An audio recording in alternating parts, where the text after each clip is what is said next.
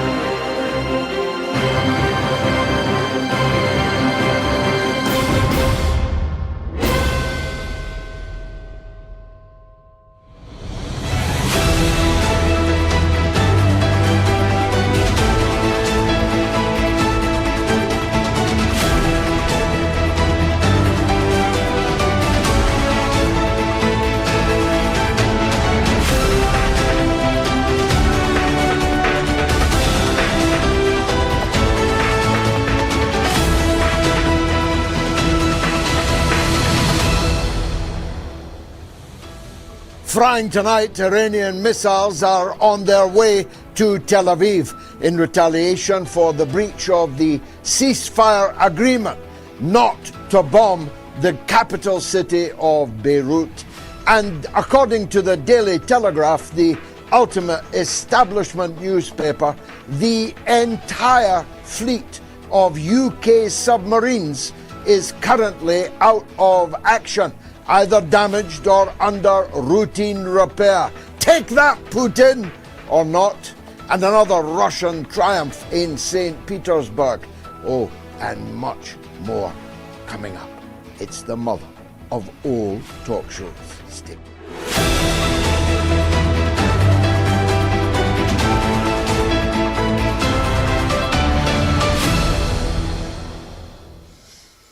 Well, Qatar has closed its airspace. The Iranians have told everyone to look at the skies over the Holy Land this evening, and Israel is preparing for an Iranian assault, and not just an Iranian one, but a combined assault involving maybe all of the other members of the Axis of Resistance. They reached the end of their tether. The weeks and months of massacre in the south of Lebanon stretched into the breach of the north of the country beyond the Litani River. And Donald Trump said that he had forbidden Israel to bomb the capital city, Beirut. But today, Israel broke that undertaking, if indeed undertaking there ever was. Who can tell with the moonshine that Donald Trump feeds us on an hourly basis, about which more in a minute. But the bombing of Beirut is a direct breach of the ceasefire terms, and Iran will answer it this very evening. They've given plenty of warning. They've told everyone in the north of Palestine and in Tel Aviv to head for the shelters, to stay near the shelters. So they're not seeking to inflict civilian casualties on the Israeli people, not a consideration that Israel ever makes when it comes to the intensive bombardment murderous bombardment on a day and daily basis in the Gaza Strip, in the West Bank, and now in Beirut, as well as the south of Lebanon. So it seems real. It seems the war is on again. The Americans and the Iranians have been trading blows for days over the islands in the Straits of Hormuz belonging to Iran. Radar installations in both countries have been, well, rather in Iran and in the countries of America's close allies in the Gulf, have been severely damaged, even destroyed. Kuwait is taking a terrible pounding, as is the United Arab Emirates, who don't appear to have changed their political line when they had the opportunity to do so. The truth is, this war could ignite full scale at any minute, maybe this evening. After all, what will be the political pressure on Donald Trump if, as I'm predicting, there's an intensive Iranian attack on Israel this evening? Will it be enough for Donald Trump to call for calm, or will Donald Trump reach for his gun, or rather somebody else's gun? He doesn't know how to operate a gun. I speak as a man that can strip and reassemble a self-loading rifle in the dark with a blindfold on. That's me, but Donald Trump has never heard gunfire in his life. Turns out that his grandfather left Germany to avoid the draft from the Prussian army, and Baron is too tall to join up. So it's in their genes, if you know what I mean. But he will use your son, he will use your daughter to fire guns any and all places in the world. He's now claiming that he never promised no new wars, even though approximately 1,123 times he promised no new wars in the presidential election campaign. But in a short-lived interview with NBC last evening, which ended with him walking out and crushing NBC underfoot, not the reporter, but the microphone that he ripped off his jacket, he claimed that he never said that. He claimed all he meant was that he didn't like endless wars. Well, if you believe that, I've got a bridge I can sell you in London going cheap, cheap, cheap. So it may be that a full-scale war is underway. It certainly will be the case that the stock markets will respond, the oil price will respond tomorrow. So I hope you got your purchase of oil in at the right price. You can be sure that Donald and Barron and all the other Trump acolytes certainly did. The market volatility is only, of course, of great interest to those with skin in that game. I don't. But I do have skin in the game of the devastation of the European and the Asian economies, from Indonesia all the way to Germany. I have skin in that game. The working class in all countries are a matter of great importance to me, and they are all suffering what may very well become a 1930s style collapse, depression, and maybe worse than the 1930s. The soup kitchens, the tent cities, the mass unemployment lines of millions and millions of people, the collapse in the value of currencies all around the world. It's all beginning to happen. And if this war, which begins again tonight, as I keep saying, actually catches fire into an all-out conflagration again, then Iran has made clear that nothing will be left standing. There will be a tit for tat. If America and Israel destroy the electricity supply in Iran, the electricity supply everywhere in 50-degree heat in the Persian Gulf will be knocked out. There will be no air conditioning. There will be no refrigeration. There will be no electronics of any kind. It will all be wiped out instantly if the electricity in Iran goes out.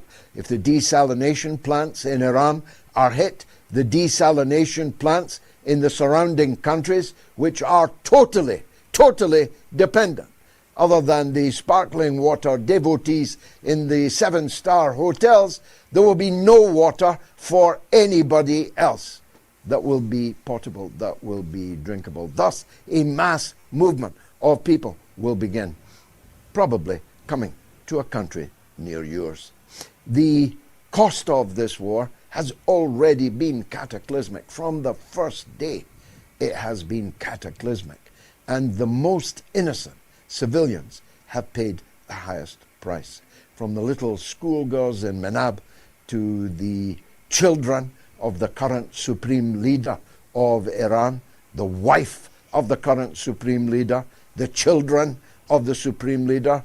Why am I laboring that point? Because Donald Trump said this week that he would be honored to meet the new supreme leader of Iran. Remember when regime change was in the air?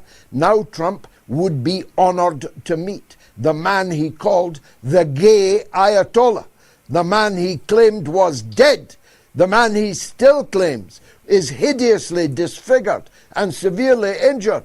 But, says Trump, there's a bit of bravery there that I can respect. We probably will meet, he says, whilst in the same breath he is promising existential destruction for the Islamic Republic of Iran and for its ancient 6,000-year history and civilization.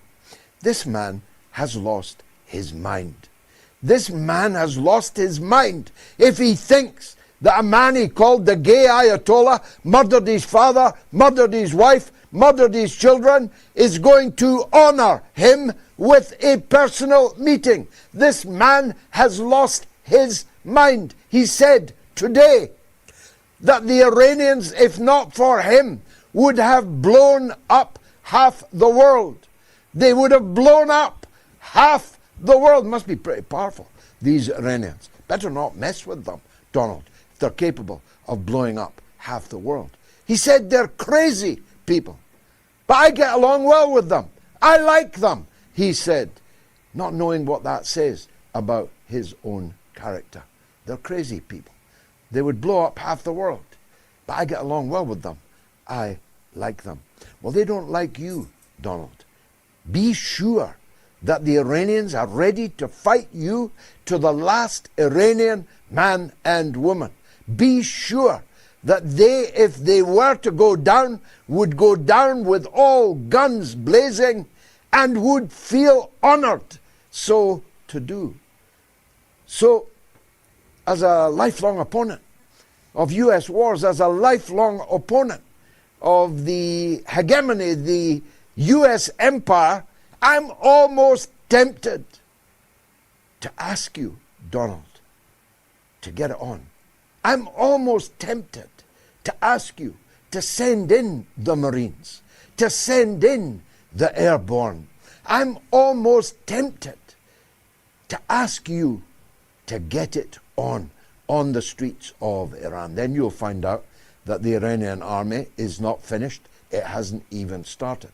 Then you'll find that the Iranian air forces don't have 21 or 22%, how strangely specific, of their air power still intact. They have more air power now on the 100th day than they did on the first day that you began this conflict with that sneak attack, as perfidious as the attack on Pearl Harbor. In fact, more, because at least Hirohito wasn't in the middle of negotiations with Roosevelt when he launched his sneak attack in a day of infamy. You will never live it down. You can insult all the NBC news reporters that you like. You can crush every microphone that they put on your lapel as much as you like, but you will never live down that you have gotten the United States involved in a 100-day war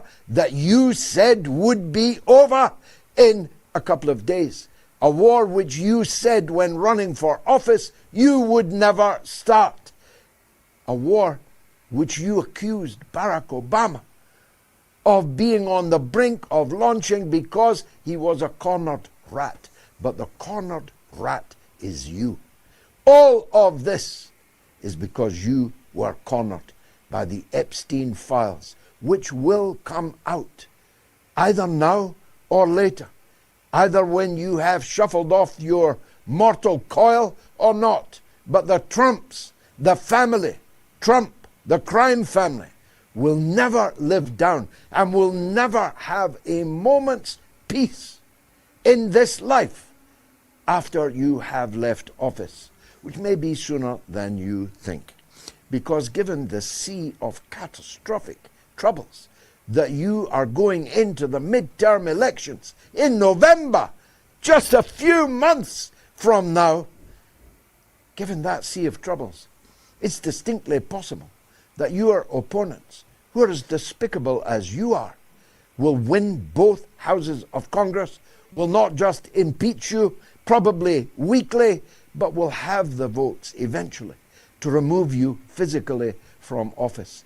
At which point, I promise you, no immunities are going to protect the organized crime family of the Trumps. But let me move on, closer to home. The ultimate establishment newspaper is the Daily Telegraph, which reports this evening that the entire fleet of UK submarines is now out of action. At the same time, simultaneously, many of them damaged, many of them in for routine repair. So take that, Putin. We better hope that you were lying when you said Putin was ready to invade us. Because if he was ready to invade us, this would be the night to do it. When I was the Member of Parliament for a warship yard called Yarrows on the River Clyde, we used to campaign for a 27-ship surface fleet. Do you know what we've got now? 7 surface ships. And the submarines that are all out of action. Rule Britannia, Britannia ruling the waves. You can wave goodbye to all of your pretenses to be a military power any more significant than Curacao. You are nothing militarily, and yet you swagger around, running off at the mouth in the foulest possible terms, threatening nuclear, hypersonic superpowers, calling them every name under the sun, and sending our special forces into the theater of Beirut to kill Russians. Beirut comes in a minute. The killing of bus travelers in Donetsk, following on the murder of 21 kids, students in their bed in their dormitory, is your responsibility, Keir Starmer, and the warmongering, foul-mouthed British government, which couldn't muster enough material to punch its way out of a paper bag, but which threatens people with enormous military prowess on a day and daily basis. And to stop people like me exposing this delusion in which you seek to stun and confuse our fellow citizens, you are ready to survey us. You are ready to suppress us. You are ready to arrest us. You are ready to imprison us. But none of it works. Everybody hates you, Keir Starmer, and you'll be gone before you can say Jack Robinson a week on Thursday. Trust me on that. And Mertz, you're in the same boat. I saw some video today.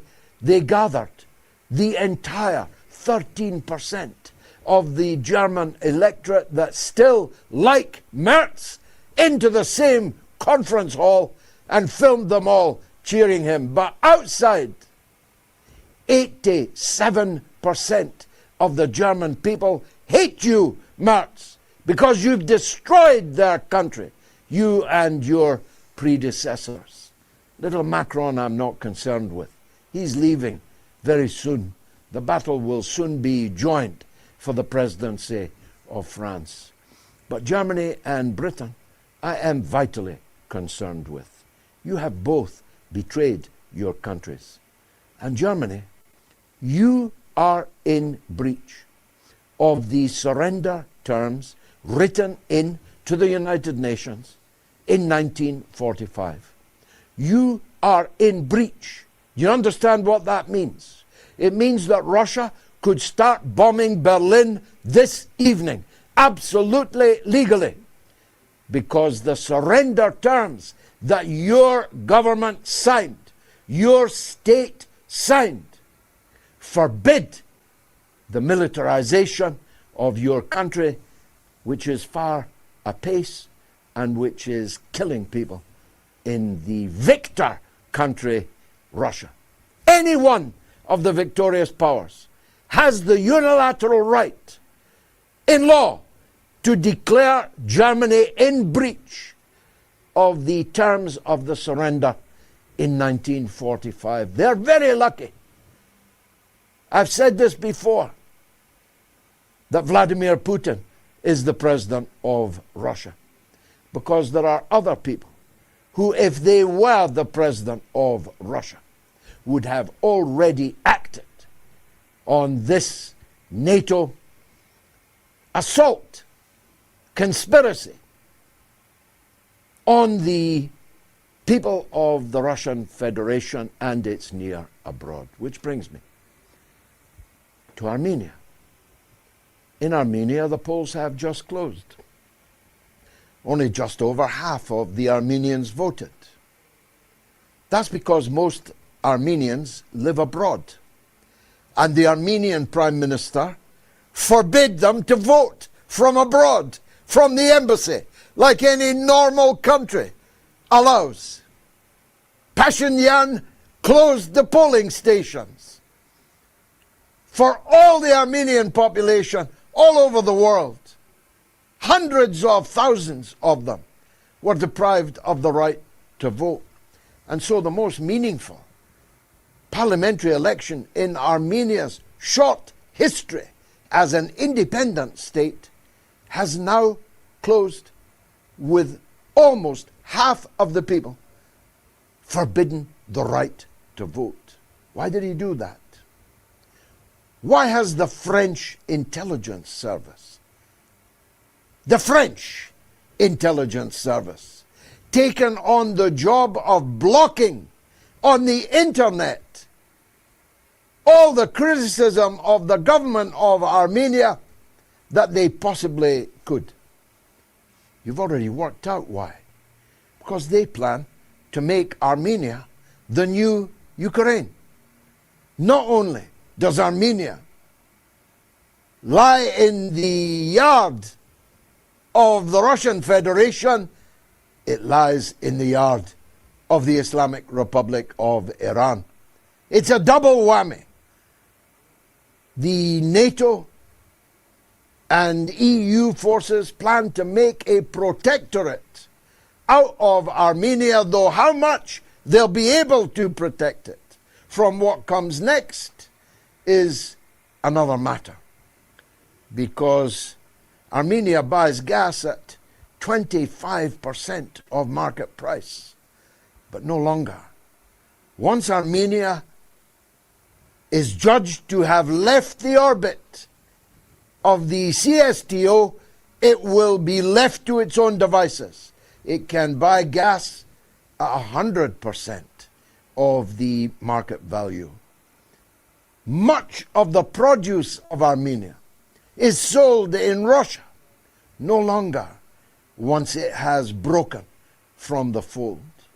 Armenia is heading into dark times in a rigged election for the interests of the same people who've laid waste to the Ukraine and been responsible for the killing of well over 1 million Ukrainians and the loss of well over 25% of Ukraine's territory. There's much more I would have liked to have said, but my editor is telling me it's already 7 2022. So you better stay tuned for the rest of the mother of all talk shows.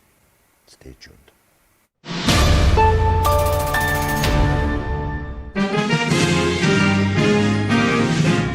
His approval ratings are in the toilet. He won a huge mandate well less than a year ago, and he's thrown it all away.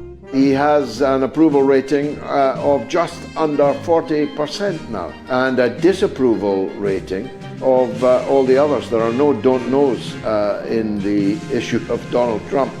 And so he has maximized the number of people who hate him or dislike him, and he has systematically undermined the voting base that formerly liked him. And I don't know whether that is because of his donors, because he's intellectually challenged, because it's of his age. I really don't know.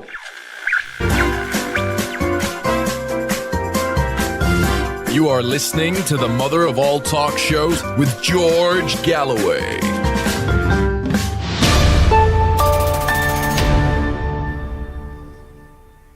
Breaking news, the US has pledged to defend Israel if Iran attacks it this evening, as it is overwhelmingly widely expected to do. So, get ready for a rock and roll ride on the US markets in the morning, and stay close to shelters if you are in a place that might well be affected. That's the message from everyone who knows what's going to happen next. Here's the poll for the evening. Should Putin meet Zelensky for peace parley? 25,000 people have already voted, and well, it's a mixed bag so far. So you get voting on Telegram, t.me/George Galloway, on my X, on the YouTube community poll, on the YouTube stream. Please subscribe to my YouTube channel. How many times have I got to ask you? Still, half of the people who watch us on the YouTube stream don't subscribe to the channel. Make that make sense when I tell you that when I get to 1 million subscribers on YouTube, very important and significant algorithmic consequences follow. You can vote on patreon.com/George Galloway if you are amongst the chosen ones. 25,416 people have already voted. If you want to call the show, it's toll free in the US and Canada, +1 844 944 3344. It's free of charge in Britain and Ireland, 0808 196 5522, and the worldwide number 0044 203 966 2625. The coolest of them all is Garland Nixon. I don't get to see him enough. He's a talk show radio host, he's a political analyst, and he's an all-round great guy. Garland Nixon joins me again. Garland, I watched the interview with NBC last night. I've got no complaint about how Trump treats these news reporters. I'm a bit of an acolyte of his in that regard myself. Which is why none of them seek to interview me anymore. But he crushed the microphone underfoot, but he didn't squash the absolute hypocrisy allegation that he ran for office promising no new wars, has given us ample new wars, and is now denying he ever promised no new wars. Has he just forgotten, or is he lying through his teeth? Donald Trump's been lying through his teeth the entire time. When he was running for office, I think I see it, as a bit of a puppet show of the ruling class. They put one person out who was obviously going to be extremely pro-Zionist and pro-war. Kamala Harris, marching around, hugging and hanging out with Liz Cheney. And then Donald Trump was he was the nice guy. He was going to take out the neocons and the warmongers, and he gave us all of these great speeches. And ultimately, I think at that time, he had no intention of of starting wars or not starting wars. He was saying whatever needed to be said to get elected. And now that he's in, he's just going to dance around. Obviously, he doesn't care, because he actually went from saying, I won't start any new wars, to now when he's generally asked about the Iranian conflict, he says, no president before me, 47 presidents prior to me, and none of them had the nerve to do it. So he's done, the ultimate 180. But I don't think Donald Trump operates in the realm of whether it's true or false. He operates in the realm of, what do I need to say right now to accomplish what I want? And if it happens to be true, that's fine. And if it doesn't, that's okay. So he's actually fairly apathetic about the concept of true and false. Yeah, I mean, that much, I suppose, was evident for long-term observers, even of his business career, never mind his political career. But unusually, this is all kicking off on a Sunday, when Trump is usually trying to calm the markets. But in the last half hour, he's pledged that the U.S. will defend Israel from the expected Iranian retaliation, which is either in the air or about to be in the air. That means the war is back on again. Yes, and it also means that we're getting closer to a time when the political class and the ruling class are going to have to acknowledge that they could care less about the economic, fallout for the working class. I always like to refer to a particular passage from Antony Blinken's book, because I call this the Blinken Doctrine. 1987, his book was called Ally versus Ally, America, Europe, and the Siberian Pipeline Crisis. And here is a passage from that book, which I call the Blinken Doctrine, which I believe that Trump or whoever controls him is executing. Here's the passage. For a number of influential policymakers, the time seemed opportune to engage the Soviet Union in a round of economic warfare. Here's the important part.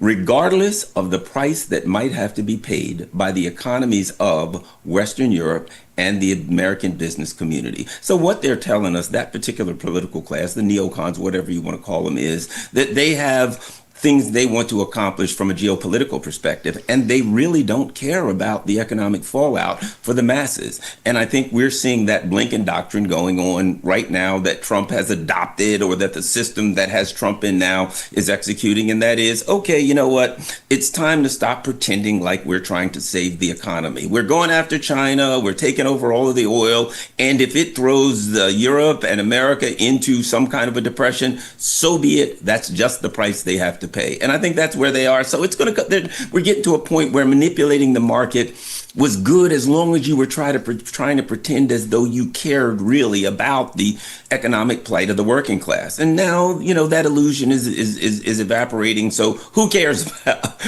about the markets Monday? Let's do what we have to do and get back to this war. I think that's where we are with Trump.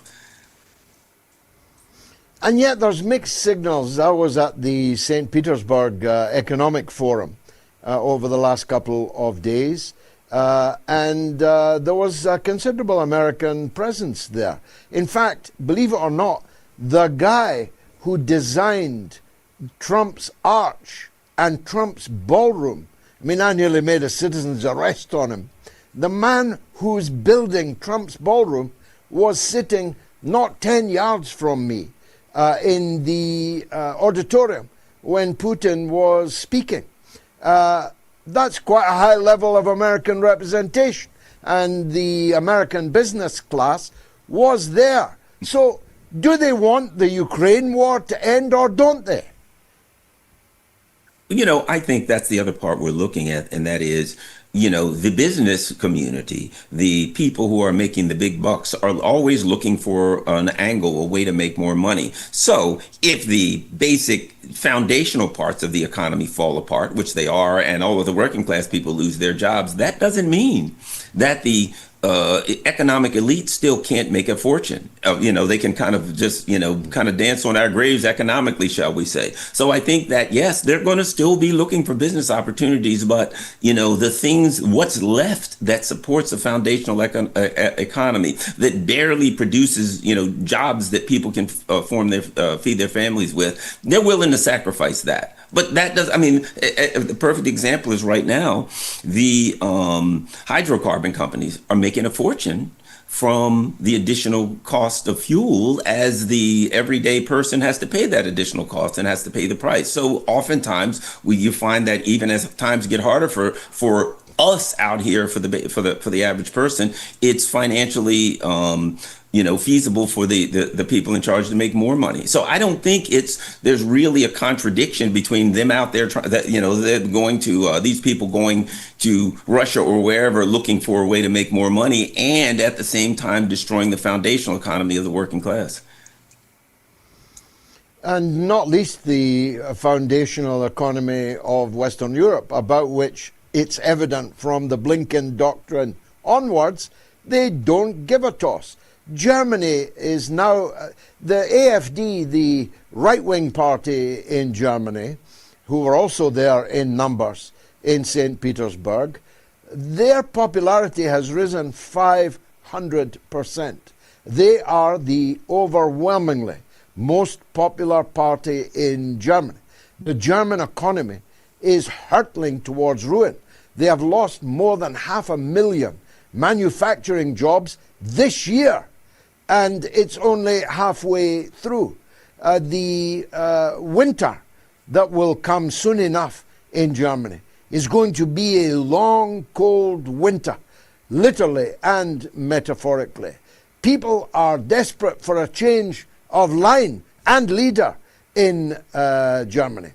And it ain't going to be some social democrat or some Christian Democrat who is their next leader, or at least their next leader but one.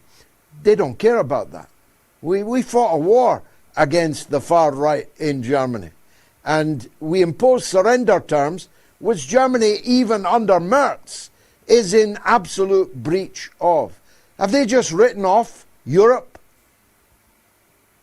I think it's actually darker than that. In John Bolton, a guy who just pleaded guilty to a felony a few days ago, but John Bolton, in his book, articulated that to the people that hold his political ideology, they viewed the European economic bloc as a rival, similar to, they saw Russia and China and various economic blocs as threats, as rivals, and they literally saw the Europeans as a rival economic bloc that had to be tamed, shall we say. So rather than just writing off Europe or saying we don't care, I would argue that they are intentionally destroying the European economic bloc, that they have their, the puppets and traitors. You don't have to guess who the puppets and traitors are. They're all well under 20% in approval rating. It's pretty obvious to the people by now. But I think it's deliberate so that they can get rid of an adversary, number one, people that they see as an adversary. And I think additionally that they can make money, they can pick the bones of the carcass of economically of Europe and sell them, hydrocarbons at 5, 6, 7 times the price they would pay from Russia. So I think it's intentional to destroy the economy. And I think that the AfD, which, I think a lot of that support comes from East Germany, but I think the AfD will eventually get, they'll make it illegal. They'll determine it's a terrorist organization. They'll do what they do in Romania and probably Armenia, the other things they do where they just manhandle democracy and crush it. And I think that's the future of Europe. The only question will there be some form of uprising, revolution, revolt, some kind of pushback? What will the people do? Will the people come to the conclusion that they're being deliberately destroyed and that they don't have any say, that they don't have any democratic input? And if they come to the conclusion there, as in America, then what will the reaction be? But that's the only hope for the people, is that if they take matters into their own hands, hopefully it won't be violent, but you never know what the potential is if people get desperate enough. Well, this very thing is happening as we speak in Albania, where a supine pro-NATO, pro-EU, pro-Israel prime minister has decided to take on the entire roused people of Albania. And Albanians are no shrinking violets, They are people with a certain backbone. And they are now out on the street in their hundreds of thousands in a very small country. And the proximate reason is the corrupt takeover of their coastline by, guess who? Ivanka and Jared, the son-in-law and daughter of Donald Trump. And the Prime Minister unwisely said, no amount of protesters is going to change my mind about this. At which point the protests doubled. Now I'm a betting man myself. I'm going to say that the Prime Minister will be made to eat those words, and that Ivanka and Jared can kiss that island goodbye. Once the people decide enough is enough, nothing can stand against them, Garland.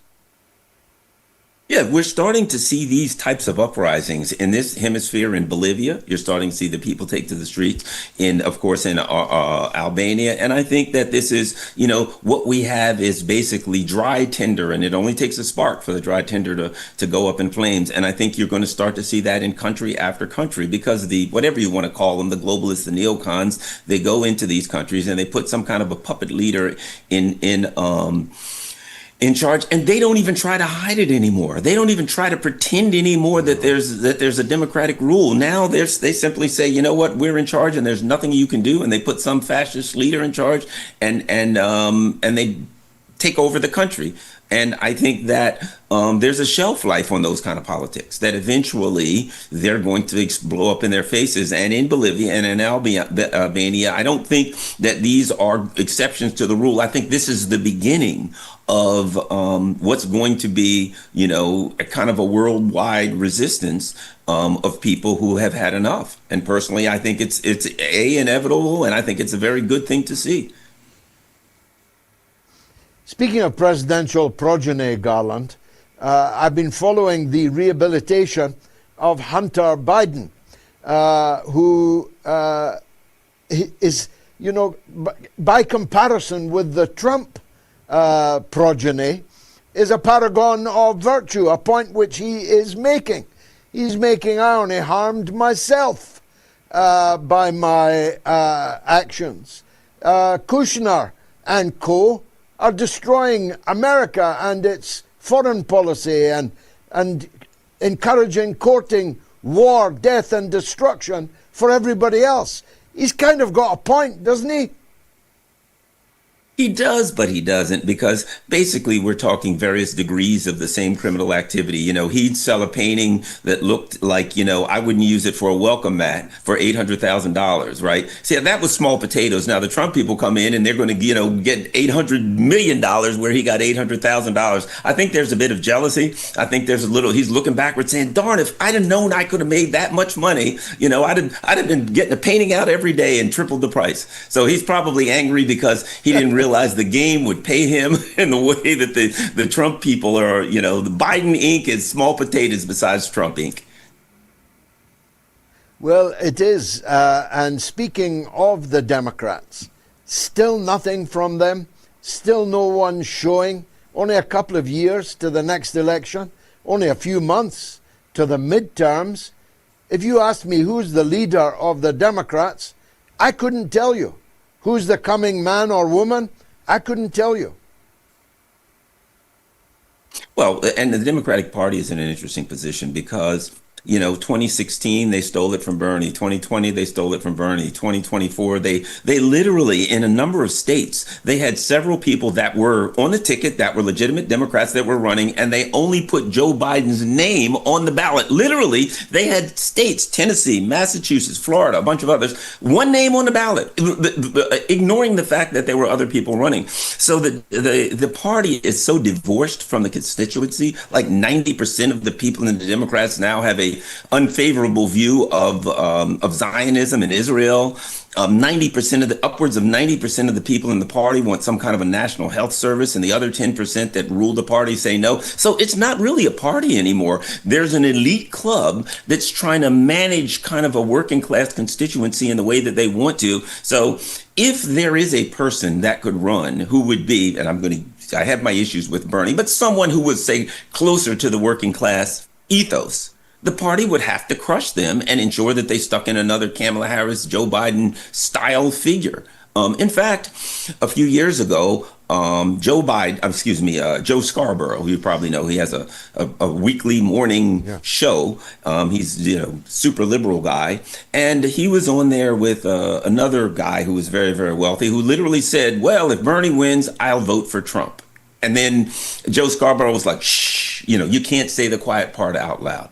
So the reality is, with the ruling elite of the Democratic Party, they would happily do what Labor did to Jeremy Corbyn. If there were a person who seemed to be leaning in the direction of looking out for the masses, they'd crush him just like Jeremy Corbyn was crushed by Labor. Same exact, and they would ensure that whoever the Republican was, they would win. It's not a party anymore. Finally, Garland, I'm a football man. The World Cup's about to kick off. It's already the most extraordinary World Cup in history. If what is happening in the US had happened in Qatar, had happened earlier in Russia, the World Cup would have been cancelled by now.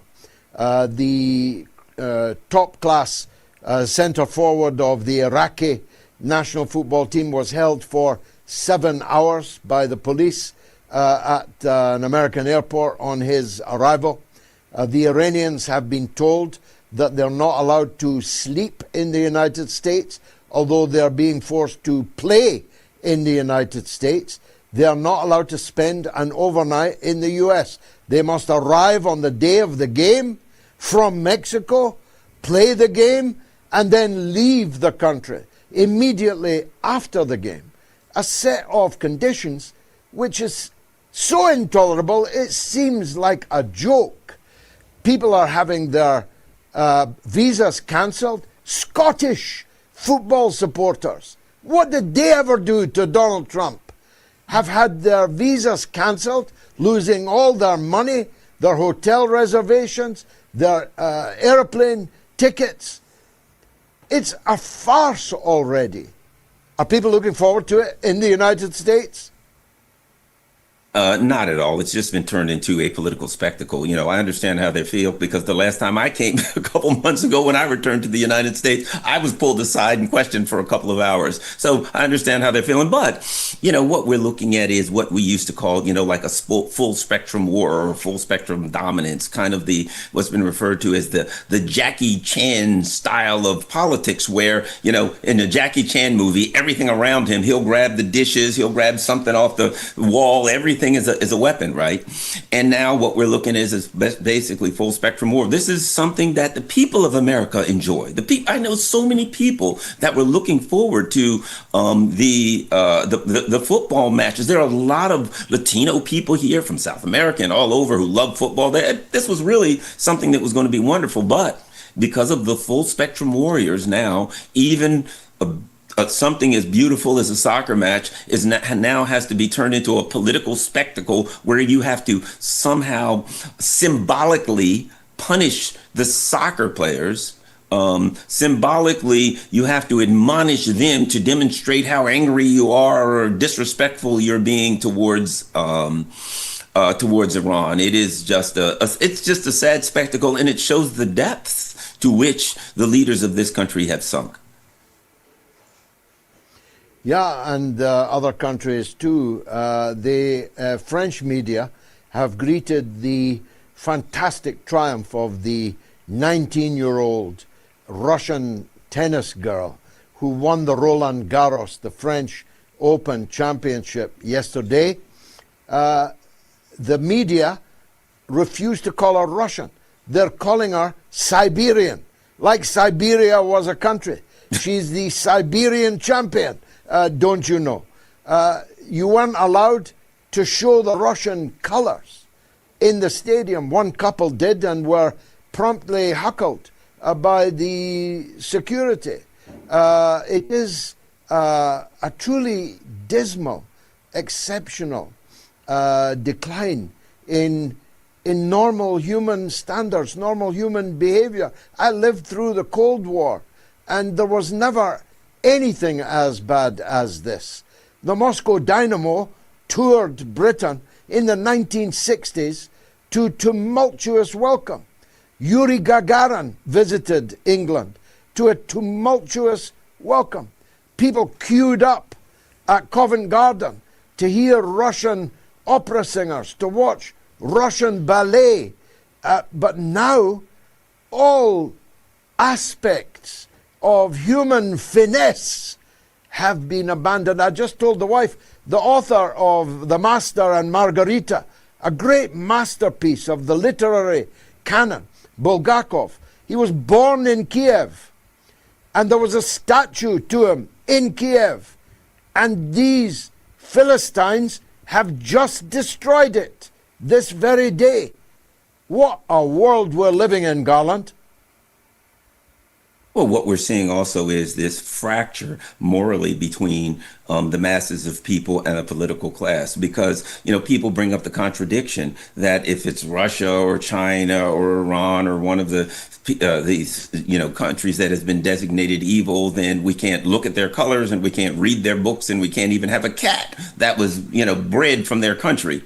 But meanwhile, as the Israelis do diabolical deeds that shock the conscience on a daily basis, if you oppose what they're doing, you are attacked, you are arrested, you are beaten by the police, you are thrown out of your own country just for opposition. You can't even stand up and say, I oppose this, or you'll go to jail. But meanwhile, countries that are in opposition to Israel's acts are, according to the political class, according to the ruling class, they're the bad guys. And as ironic as it is, as paradoxical as it is, I think it's good in a way, because people need to understand that they're not like us, that this political and ruling class that has been imposed upon Europe, that has been imposed upon us, the Epstein class, that they are morally opposed to everything that we believe in. And this is just another opportunity for us to see and acknowledge that. And for people like us on the alternative media that are telling people this on a daily basis, we don't have to yell it as loud, because the political class and the ruling class are making it easy for us, and they're getting the message across. Take your point. I'll calm down. Garland Nixon, as always, a tour de force. Thanks for joining us on the mother of all talk shows. Let me take a quick break, then it's your calls coming next. Stay tuned.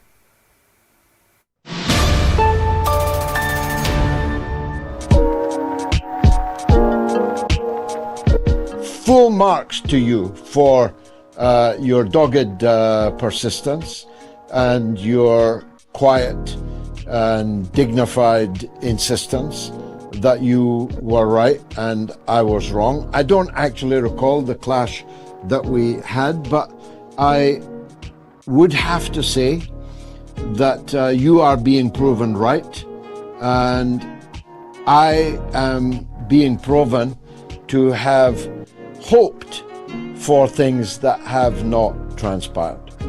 Because I said all along, I repeated it 100 times, that the big enchilada, World War III, an intensification of American involvement in the Ukraine war, was more likely to happen under the Democrats, under President Kamala Harris, than under a renewed President Trump. And I'll go to the stake defending that position.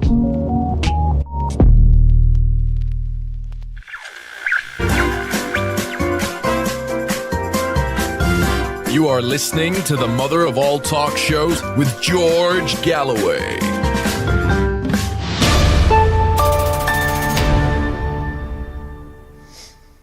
Breaking news, the Supreme Leader of Iran, Mojtaba Khamenei, has authorized the full return to war on the part of the Iranian armed forces. A full-scale attack on Israel apparently imminent, and a promise from Washington that they will defend Israel. And the Pope is a Catholic, according to further breaking news. Should Putin meet Zelensky for a peace parley? It's a no, but not an overwhelming no, if you know what I mean. So if you have a point of view on that, should Putin meet Zelensky for peace parley, then let us know on Telegram, on X, on the YouTube community poll, on the YouTube stream, or on patreon.com/George Galloway. Let's go to California. Who wouldn't? Where Josh has news of an earthquake in the Iranian desert. Sounds suspicious, Josh. What have you got to tell us? Yes, George, I had seen something on TikTok last night. I was watching Colonel Anthony Aguilar, the Green Beret who blew the whistle on the Gaza Humanitarian Foundation. Yeah. And he was discussing yeah, absolutely. He was discussing the development of weapons, of seismic weapons that can affect deeply buried facilities more easily and more destructively than the current bunker busters. And it got me thinking to something you had said quite a while back when there was an earthquake in the Iranian desert, speculating that maybe they did in fact have a nuclear weapon, which I have always insisted could never be the case because of the fatwa.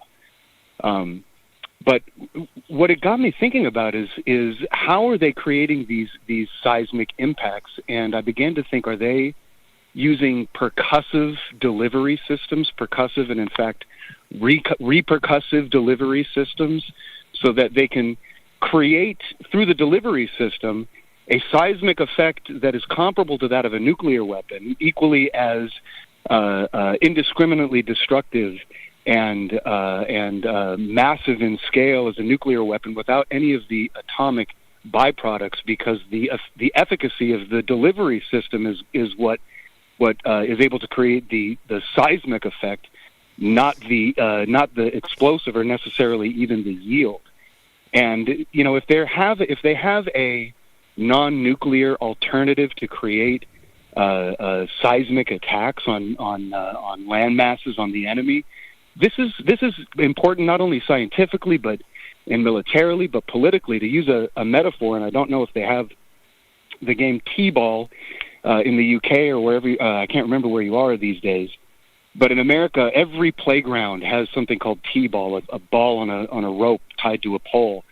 And the metaphor is we don't need around the world, which is when you hit the T-ball so hard that it goes so quickly around the pole that your opponent misses it, because we have a special rule called double and triple hitties, which is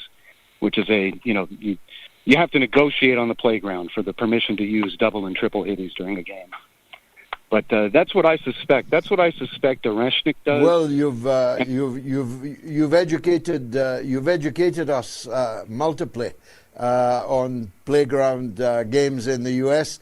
The possibility of seismic weapons. Already, I know that the Russians have a nuclear weapon, a submarine-launched nuclear weapon, which never actually reaches landfall. It simply creates a tsunami, which destroys the target area. So it's obvious that we're living in a moment when military matters are in great flux. The efficacy, as you put it, of aircraft carriers, for example, has just been demonstrated in the last 100 days of this war in the Gulf to be defunct. Anybody still building an aircraft carrier would be well advised to discontinue it immediately, because there is no point in a floating coffin with thousands of men on it and billions of dollars worth of airplanes on it when it is literally a sitting duck. The importance of submarines is obviously a new phenomenon. It's always been important, but its superiority over surface ships is now so self-evident that, again, building a surface ship rather than a submarine would again appear to be foolish. All the more pity us in Britain, where all of our submarines are out of action, every one, at the same time, according to today's news. So one couldn't say whether weather-affecting weaponry, seismic weaponry, and even at the lower level, even at the $500 level. The supremacy of drones now. I spoke to someone at St. Petersburg who has been fighting in the special military operation, otherwise known as the war in Ukraine. And he talked to me about the absolute change to battlefields here on in, implicit in the supremacy of the drone, where a drone costing $500, $1,000 can do damage that multi-million dollar weapons in the past could not necessarily guarantee to be able to do. And the development of swarm warfare. You've seen in China, in shows, special celebrations, festivals and so on, the use of drones as a light show. Well, of course, the drones can carry a light, or they can carry 100 kilo of high explosives. And imagine, said this man I was talking to, imagine a swarm blackening the sky of drones coming towards you, and from which there is no escape. So the battlefield, military affairs, is in a state of flux, and this is a turning point. So it wouldn't surprise me at all if I discover there's another earthquake in the Persian deserts. I'll draw the appropriate conclusion. Thank you, Josh. Now, big thanks to some of tonight's top MOATS donors who've been backing the program through our website, moats.tv. Gareth Davies, Steve Hood, John L. Mercer, Jacqueline Biggs, and Luis Filiu. A big thanks to every one of you, and to every one of you who is going to give in the course of the next couple of hours. Please visit moats.tv, click the button that says donate now. Keep the show twice a week and independent and strong. James is in Texas, wants to talk about Pezeshkian and the Sharif called Sharif, the Prime Minister of Pakistan, Pezeshkian, the President of Iran. Go ahead, James.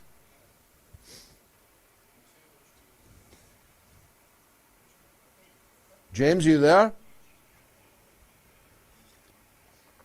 Let's do some comments. We'll get back to James. Scan the QR code now and leave your comment. I'll try and read it. Pebs Mick MC says Trump had always been very unpredictable, as Professor Marandi put it before. He said he could never believe a word of whatever Trump says or does. Sean Penfold 5 says times are tough and about to get a lot tougher. This is a good time for all to refresh their memory about the Great Depression and why socialism is so essential.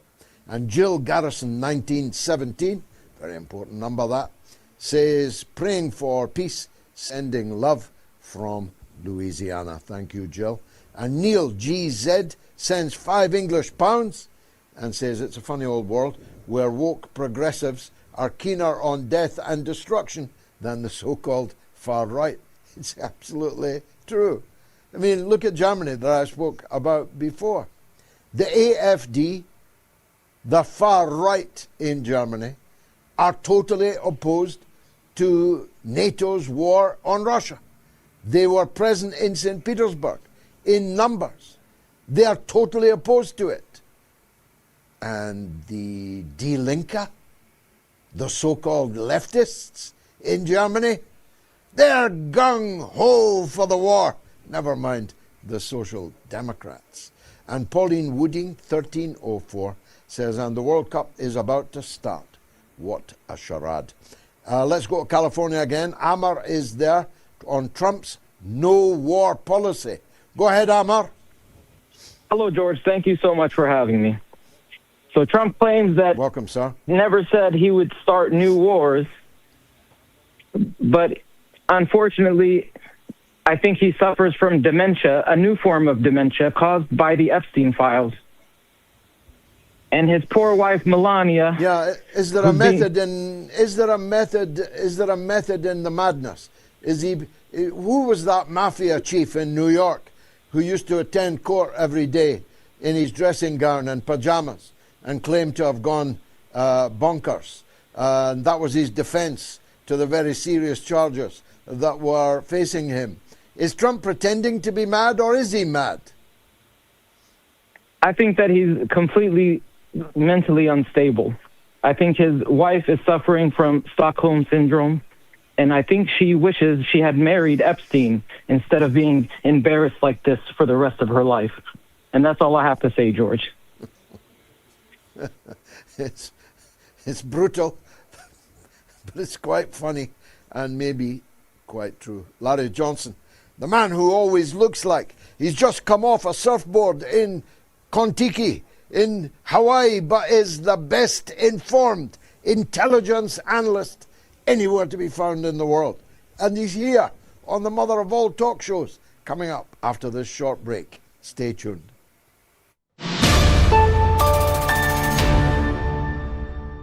Many people today struggle with the common mainstream media consumer. These types of people are mindless zombies. Instead of living authentically, they feed off masking their true thoughts and feelings, doing nothing and criticizing those who actually do their research. These type of media consumer can be highly manipulative, so here are some golden standard clapbacks when they start with their propaganda. When they say you are too much for them, show them a mirror and tell them to look for less. Draw a diagram of where your business is and their business is, to visually show them they are in the wrong area. When they say, please watch this clip from this reputable BBC journalist, remind them that there are no longer any reputable BBC journalists, and to instead watch the mother of all talk shows for some real journalism. The next time you encounter a brainwashed zombie, hold your head high and know their obsession to eat your brain is masking their jealousy of your confidence, your freedom in self-expression, and most importantly, your authenticity. Keep listening to learn more on the mother of all talk shows.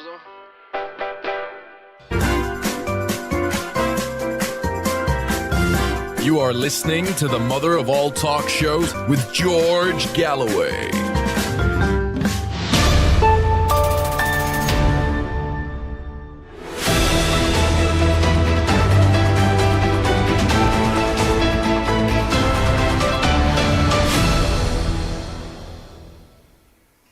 Larry Johnson, CIA veteran and founder, member of the influential BERG Associates, a man who's forgotten more about international affairs, about intelligence and military matters than most people will ever know. Larry Johnson, give your appreciation to the man himself who joins me now. I predicted your shirt correctly, Larry. It's wonderful to see you again looking resplendent. It's troubled times. Looks like the war is on again, and the Iranian missiles are either in the air or about to be. And Trump has pledged his troth to Netanyahu once again. Tell us what you think's happening next. Yeah, actually, the missiles have been launched. They're in the air. The war is going to be back on. Israel is going to retaliate. The United States, I think, is going to retaliate. And then the United States and Israel, I think, will suffer significant damage, more so than they did during the first 5 weeks of this war, despite being the ones who were inflicting a lot of damage on Iran. Iran, I believe, is in the strongest position right now. And the United States doesn't have a lot of good options. And Israel, despite all of its bluster and brave talk, they have limits to what they can do as well. So this blows up a plan that Pakistan was taking the lead on with the encouragement and support of China, which was to broker what was going to be called the Islamabad Accords between the United States and Iran. But that was supposed to lead to a meeting within the next 30 days. But I think that thing is done. It's dead as fried chicken. Well, the Twitter sphere today revealed that Trump admires the Iranian leaders now, having been dedicated to their removal, having murdered them, having murdered the wife and children of the current supreme leader. He now says he'd be honored to meet him and will meet him. He said earlier today that the Iranians were crazy people, but he liked them. He got on well with them, which tells us a lot, actually, if you think about it. He says that Iran is strong enough to blow up half the world. So he's now picked a fight with people who could blow up half the world. The markets are going to be interesting tomorrow in the U.S., aren't they? Oh, yeah. Trump, there was a movie out several years ago called Sybil, and it was about a woman who had multiple personality disorder. She had like 17 different personalities. God, they should go back and not call it Sybil. They should call it Trump. Or maybe it would be Sybil Part 2, the Trump era, because the man is all over the map. As you pointed out, 1 minute he's calling Mojtaba Khamenei a homosexual and intending it fully as a derogatory insult. And the next moment he says, man, I'd like to sit down and talk to the guy. And it's like in between that, someone should say, don't you remember you're the one that ordered his wife and daughter and father and mother killed in a bombing raid? Can you recognize that he may not be keen on sitting down and chatting with you? I took some hope that since last Friday, a week ago Friday, there had been a reduction in Trump's rhetoric. He was not hurling the insults. Both Pepe Escobar and I attributed that to, we had contact with a Pakistani source who was saying, hey, look, there was this conversation that was directed by Iran's Supreme National Security Council. They told President Pezeshkian, you tell the Prime Minister Sharif of Pakistan that Iran ultimately is prepared to have a demonstration of a nuclear weapon, demonstrate that it has it. Now, that information was conveyed to the White House, and I confirmed through independent sources that Robert Barnes in particular. Barnes, remember, was Donald Trump's lawyer at one point and still has contacts there. That yes, that is what the White House believes. So we were thinking, okay, maybe now the White House recognizes this has gotten serious and that Iran may actually have a nuclear weapon. And as a result, let's stop poking the bear. Well, I don't know, whatever's happened in the last 24 hours after Trump supposedly told Bibi Netanyahu, don't bomb the suburbs of Beirut. 4 hours ago, Israel bombed the suburbs of Beirut, Dahia, and killed at least 5 people. So this war is back on. And I don't think it's not going to end anytime soon. Any hopes that people thought, the Strait of Hormuz will be open and we'll be back to normal, forget about it. And as you point out, tomorrow morning is going to be a bloody, bloody day on Wall Street. 7 people now dead in the Dahia. I have former in-laws who live there and have no knowledge of their whereabouts or how they are. The grandfather of 2 of my sons, buried in the south of Lebanon, had his grave desecrated by these invaders. They have laid waste to the south of Lebanon. Now they're in the north. Now they're in the capital. It's no wonder that Iran has taken the measures that it has now, you've confirmed, taken. They could do no other, really, Larry, or they'd be saying to their allies that they were a busted flush. Yeah, well, people need to learn that Iran is a lot like the Russians. The Russians, when they say something, listen to what they say. They mean it. They're not out lying or fabricating or confabulating. They are telling you exactly what they think and what they're going to do. And the IRGC, one of the IRGC leaders said more than a week ago that if Israel attacks Beirut or the suburbs, Dahia, that Iran was warning all the Israelis in northern Israel to evacuate, get out, because we're going to hit you back. And I guess the Israelis didn't believe him, and they're going to find out now. So this is, I think there is great frustration on the part of Iran that they have tried to negotiate in good faith. And every time they try to negotiate in good faith, it gets betrayed by an action of either Israel and or the United States. And so I think now they're going to press this to the point that the United States won't be able to stay in the Gulf. And let me say, I have to be careful what I say about this, but the other day when Iran hit Bahrain, what was called the former headquarters of the U.S. Navy's Fifth Fleet, they hit a very sensitive, highly important target that I know that U.S. military officials were saying could only have been hit with the assistance of Russian or Chinese intelligence. So the United States has suffered some real damage that it's not revealing. And so it's worse off than it's letting on. Well, that's a fascinating nugget. So if the war is back on again, what form does it now take? One part of me, I'm sorry, Larry, I know you're an American patriot, one part of me wishes that Donald Trump would send in the Marines, send in the airborne, because I believe they'd get a bloody good hiding. And a bloody good hiding is what they need. They need it for your country and they need it for the world. What form will a new spate of war between the U.S. and Iran take? That is in the hands of the Israelis and the United States right now. So I think Iran's probably hoping, or they're saying, look, we're going to give them more. We told them if they hit Beirut, this is what we'd do. So they're going to make this strike.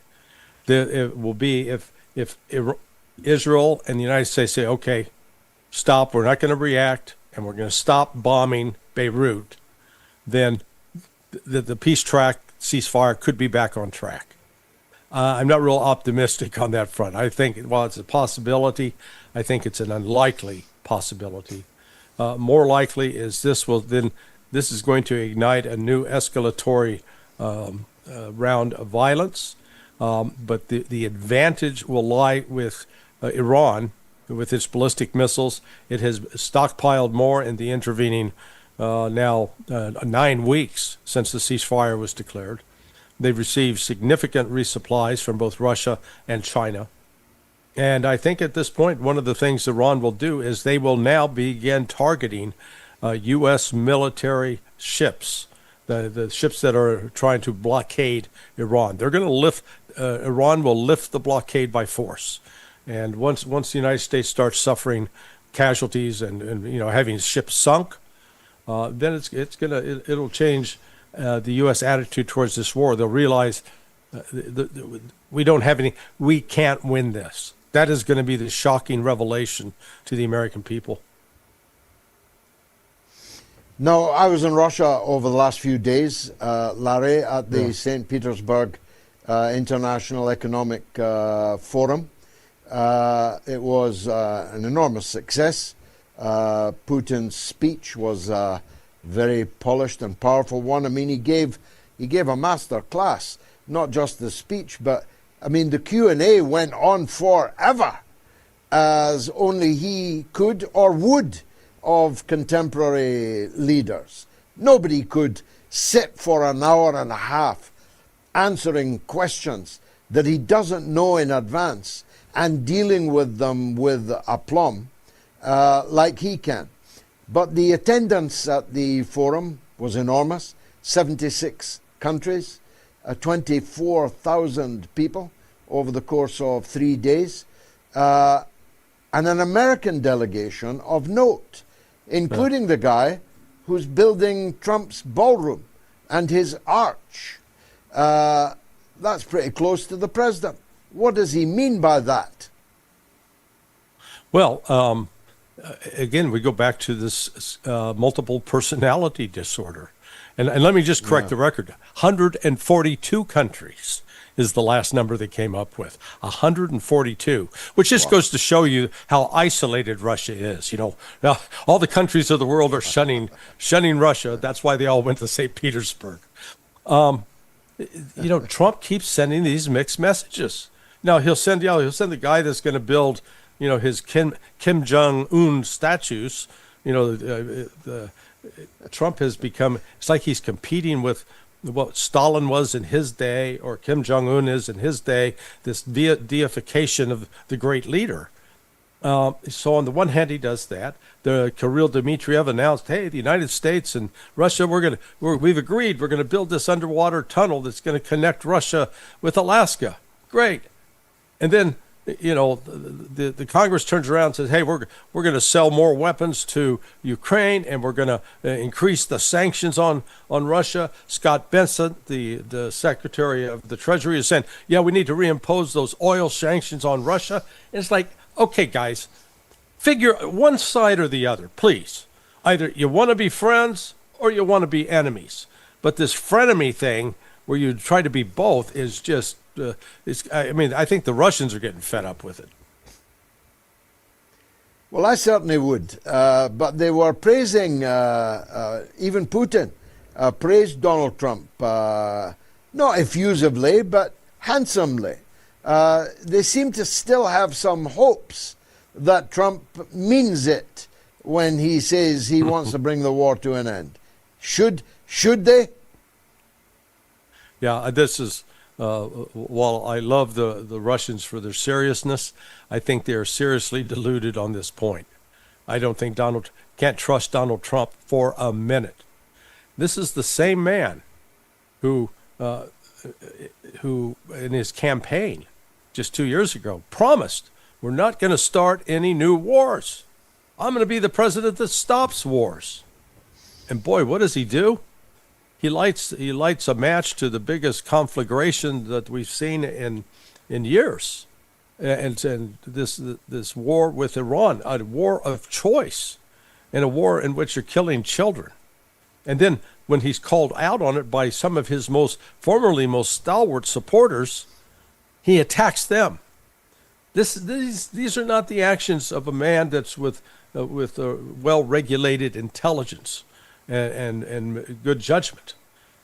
He's demonstrated he can turn in a minute go against people that were his supporters, like Candace Owens. I don't know if you had a chance to run into her and meet her during the time at Spieth, but she was over there. She's been a victim of attack. Tucker Carlson, Joe Rogan. I mean, we go down the list. Marjorie Taylor Greene, people, Thomas Massey, on and on and on. And when Trump can be so vicious at them, if I'm the Russians, I say, you know what? This is like trying to negotiate with a scorpion that has an insatiable desire to sting. Is he going to last the course, do you think, Larry? I mean, this level of apparent cognitive decline, although I was making the point to Garland Nixon, our good friend, I recall there was a mafia don on trial in the New York courts who used to turn up in his pajamas and dressing gown and pretend he was local, and that was his defense. Is Trump mad, or is he pretending to be mad? No, he's not pretending. Now, I'm not really in a position by myself. I don't have a personal relationship with Trump, but Robert Barnes did. Robert Barnes was his lawyer. Robert Barnes has had conversations with him, and Robert Barnes is still in touch with people that are around Donald Trump. And what he describes is the changes in Trump are consistent with a condition known as prefrontal lobe dementia.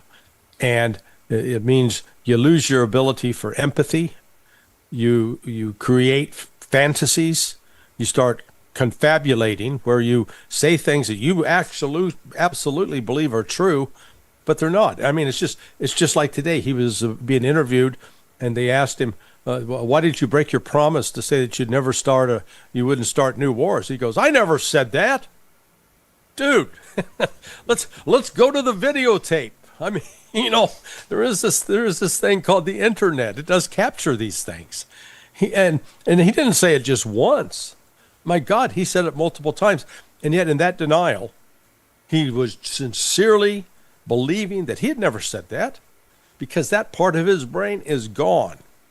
So that's why I think I agree with Russia on the need to talk and negotiate with the United States and have open channels of communication.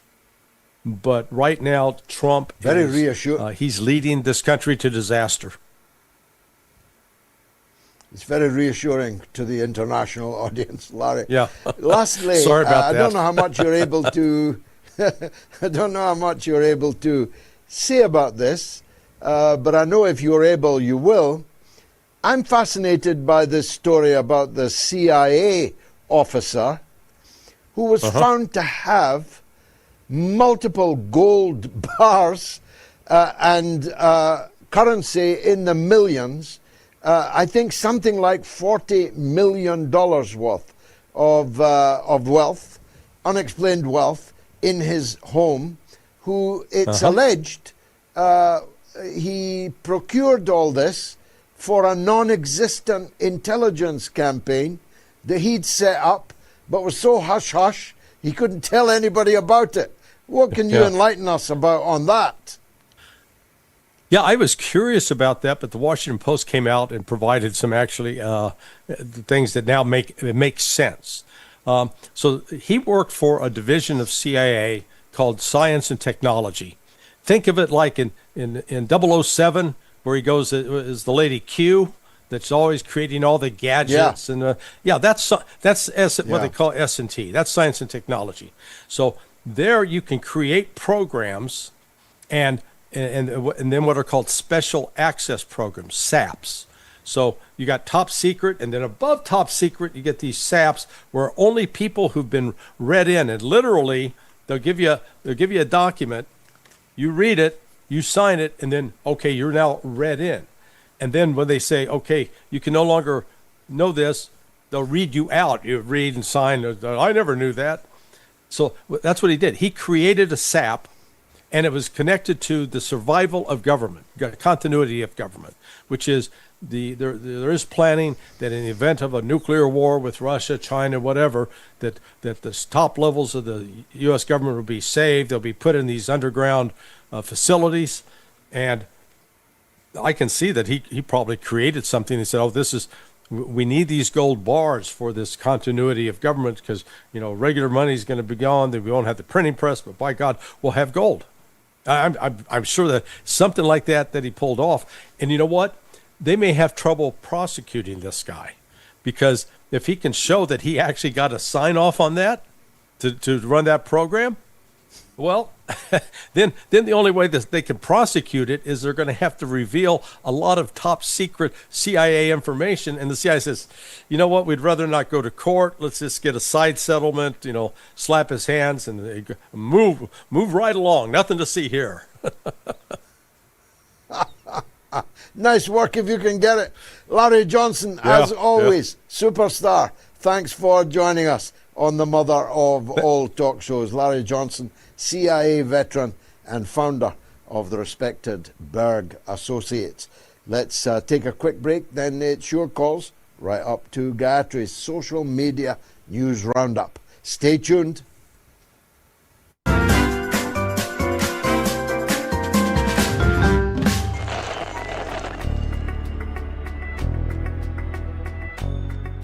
Why don't we suspend all candidates in all parties, in all elections, until Israel approves them?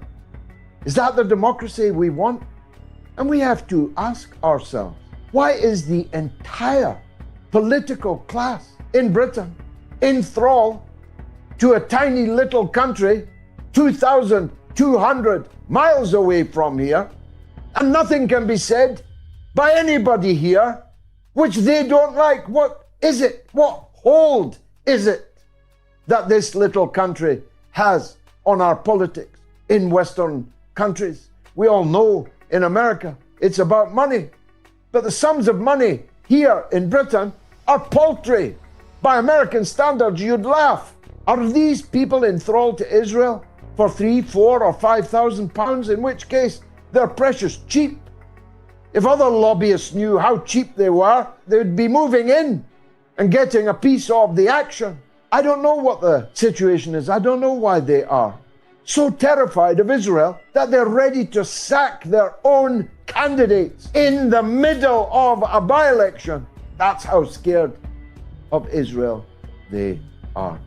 And when this is all over, we have to ask ourselves how, why, when British politics became effectively outsourced to Netanyahu's Israel, whose pleasure or displeasure dictates who can stand, who can win, who can be elected, and what policy they can follow.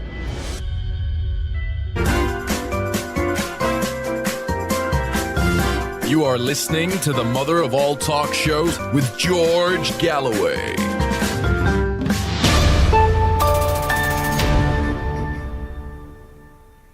Ten more minutes left to vote on the poll. Should Putin meet Zelensky for a peace parley? And it's kind of a no, but not an overwhelming no. You've still got 15 minutes to cast your vote. On Telegram, t.me/George Galloway, on my X, on the YouTube community poll, on the YouTube stream, and on patreon.com/George Galloway. We had James in Texas on the line, but we lost him. But we've got him back. James in Texas, welcome back. What do you want to say? Thank you, George, and I appreciate you speaking with me. First of all, it is a great honor to speak with you, and and I listen to you on a regular basis, and to your great wife, Gayatri. My question to you is, I would like to ask your opinion on the idea that, well, first of all, I'm very familiar with the information that Pepe Escobar and Larry Johnson have received and given to the public on the phone call from President of Iran, Pezeshkian, to Pakistani Prime Minister Sharif. And I know, according to Larry, that the call lasted 1 hour and 47 minutes. My question is, being in the 21st century and knowing how advanced AI and bot is, do you think that possibly that phone call was an AI bot? Yeah, there's every possibility of that, James. A bad line, but a good point.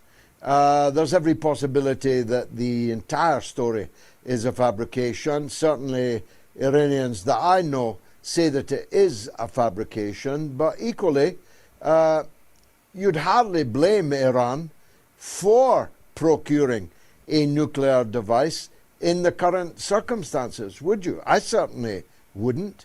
I don't want Iran to develop a nuclear bomb because it will set off an arms race in the region, and they'll all have nuclear bombs, and that's almost certainly not a good idea. But then I don't think we should have a nuclear bomb. And I've never understood the argument that we're allowed to have nuclear bombs, but other people are not. What, are we some kind of chosen people that we can have nuclear weapons, that we can be trusted with nuclear weapons, but other countries cannot? What reason is there to trust us with nuclear weapons? Your country's already used them and is involved in the most violent and nihilistic behavior all over the world for the best part of 3/4 of a century. So if I was a Vietnamese, should I trust America with a nuclear bomb? If I was an Iranian, should I trust America with a nuclear bomb? You'd need to be very foolish indeed to trust America, Britain, France, with their checkered history, to say the least, to safely possess nuclear weapons. And as we march towards World War III, and we still are marching, the idea that a country under threat should not try and develop a nuclear weapon, well, that's a triumph of hope over expectation. So Larry and Pablo's story might be true.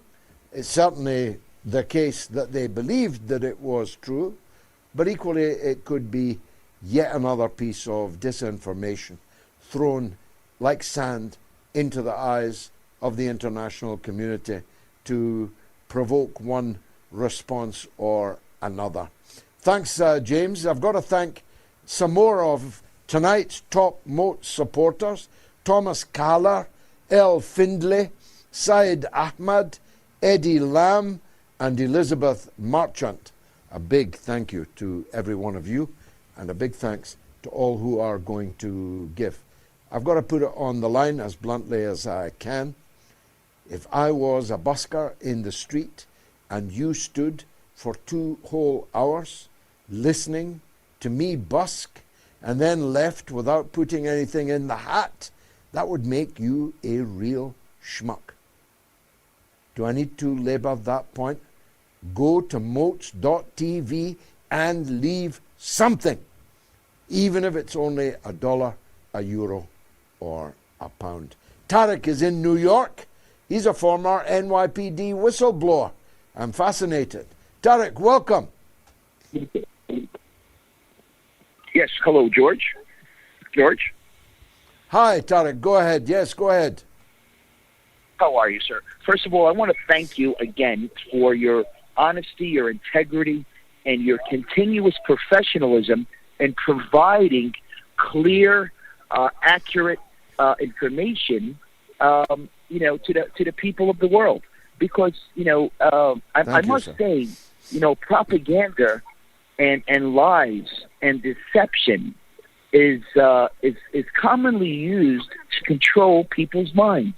And it's sad that all the good people, including Princess Diana and Dodi Fayed, who were murdered and were claimed to have died in accidents like Kobe Bryant, and the number of people that wind up dying when Bill and Hillary Clinton were being investigated for corruption, or Bill de Blasio or Jeffrey Epstein, which happened to be at MCC New York when I was working for the federal government. I find it disturbing, as a former law enforcement whistleblower against various agencies, I find it very disturbing that a California police officer named Joseph James D'Angelo was responsible for the rapes and murders of dozens of women. And why it took so long to arrest him, with his criminal, with a criminal record, and knowing that he has, there is beyond clear evidence. Why it takes so long and it takes so many victims? Why does it take so many victims with Dr. Larry Nassar or Jerry Sandusky, or with all the murders in the town of Babylon, Gilgo Beach? It's a real disgrace when you have so many men and women that are not only being raped in the U.S. Army. The boys and girls that get raped in the Boy Scouts and the Girl Scouts, in prisons where I worked in Rikers Island, the New York City Police Department, the federal prison. The number of Americans and illegal immigrants that get assaulted sexually and assaulted by American law enforcement officials, including murder by ICE, is disturbing without any concern. And why do so many people need to report these crimes? When crimes are committed, such as rape or sexual assaults, the crimes of Jeffrey Epstein Island has been in existence for decades. The crimes of Larry Silverstein or Jeffrey Epstein or Harvey Weinstein. These crimes continuously go unanswered for so long, and it's a disgrace when people that are paid by the people's taxes to look out for their best interests don't care about them, and they give themselves raises, as they give over $280 billion to Netanyahu. They give over $150 billion to the Zelensky, the other Jewish terrorists, and as the rise of homelessness, mental illness, mass incarceration, and the rise of divorces in America and the rise of crime. Without, why would they send people in the military outside the country and not concern themselves with the people in America that are paying their taxes? When is it, and when will they? Well, look, Tariq, these are all the $64,000 questions. I need to say that I have no knowledge of almost all of the alleged crimes that you adumbrated. I cannot vouch for the veracity of the allegations that you made.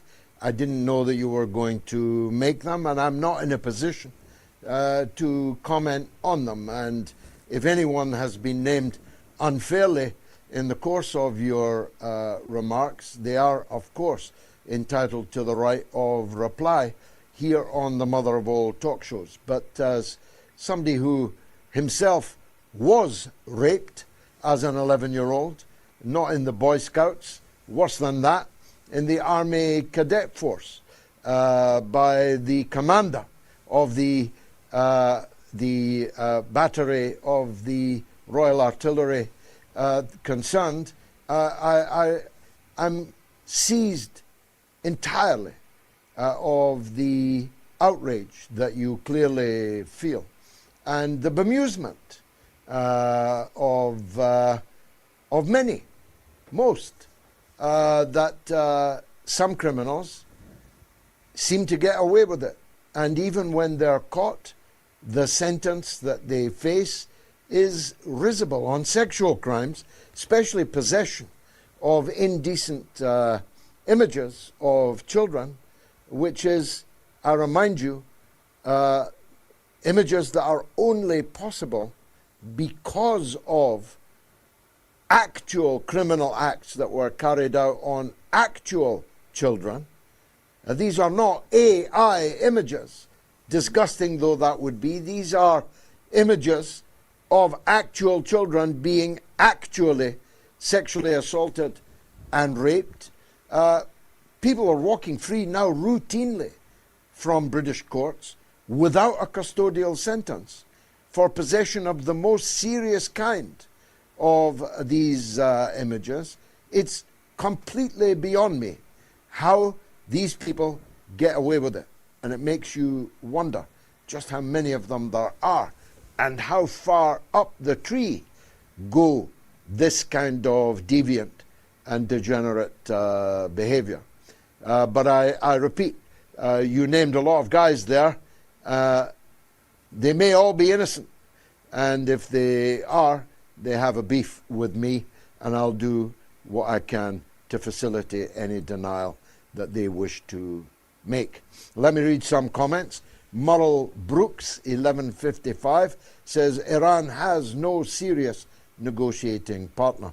Rachel Thompson, 9324, says the US hates everyone they can't control. Elizabeth Saunders, age 70, says, not age 70, sorry Elizabeth. Elizabeth Saunders, 70, says Trump is mad and Netanyahu is mad. They have a kind of Jim Jones mental illness which can lead to their death and the death of everyone who is foolish enough to follow them. My apologies again, Elizabeth. I'm sure you're a svelte young 25-year-old. Sam Asiam says the IRGC is mystifying modern humanity by doing what they say they'll do.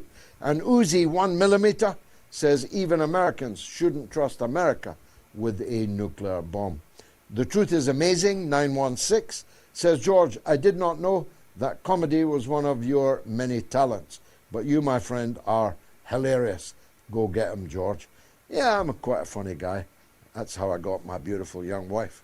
Online too is Kieran in Hertfordshire on Iran's supposed nuclear weapon. Go ahead, Kieran. Hi, George. Yeah, just a couple of points, really. The first, I can see, although this is coming from a good source, and I listen to those guys on Judge Napolitano, and they're very respectable guys, but I think people can be tricked, whatever level. And for people to believe that there are nuclear weapons somewhere in Iran, may give an excuse to use some kind of tactical nuclear weapon in order to kind of nip it in the bud. So it could be used as an excuse Yeah, that's for, the say, danger, Israel yeah. or America to use them. The second point is that I've never really got Israel's fear of Iran having a nuclear weapon, because if it's for the last 50 years sticking up for the resistance in Palestine and Lebanon, they're not likely to want to blow them all up with a nuke. I'd argue that the safest place for an Israeli, if Iranians were to get a nuke, would be standing next to a Palestinian. Yeah, it's a good point. It's a very good point. I'm very skeptical about the report on the nuclear weapon, and I hope it's not true. But even worse, I hope that it's not a deliberate plant of a casus belli for the use of tactical nuclear weapons against Iran. And that's why I don't really talk about it, because I don't want to deepen the danger of that. But you are right, except in one regard. If Israel had fixed borders, if Israel was a stable country which has come to terms with its neighbors and with its subjugated Palestinian population, everything you said would be right. There would be no danger at all of Iran risking nuclear annihilation in a nuclear exchange with a nuclear-armed Israel. And therefore there would be nothing to fear. But Israel has no borders, as we are discovering again in Lebanon, as we have previously discovered in Jordan on the West Bank, as we have previously discovered in Syria, as we have previously discovered in Egypt in the Sinai. There are no borders in Israel. When they say within secure borders, they never sign for that, because they don't want secure borders, because they believe in a greater Israel project. That's what the two blue lines on their cursed flag represent. They represent the River Nile in Egypt and the Euphrates in Iraq. They believe that all of that is the promised land, promised to them as chosen people.